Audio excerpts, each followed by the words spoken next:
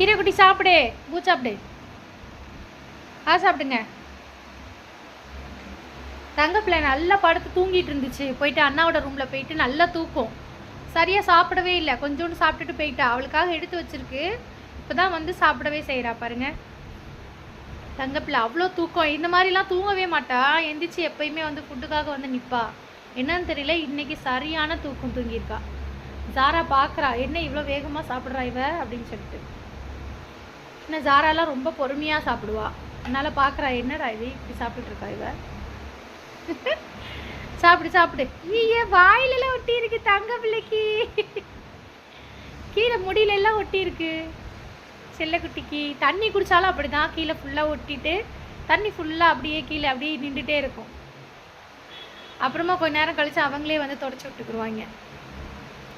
அழகாக சாப்பிடு தங்க பிள்ளை. இந்த பிள்ளை வந்துட்டு தூங்குது. டயர்டாகி போய் நல்லா தூங்கிட்டு இருக்கு. கேராக இருக்குது இந்த பிள்ளைக்கு. அடுத்து தூங்கிட்டு இருக்கு தங்க பிள்ளை. அவ்வளோதான், சாப்பிட்டுட்டா. கீரை குட்டி நல்லா சாப்பிட்டு முடிச்சிடுச்சு. இந்த குட்டி பிள்ளைங்க எல்லாம் வந்துட்டு பார்த்தீங்கன்னா இங்கே படுத்து தூங்கிட்டு இருக்காங்க.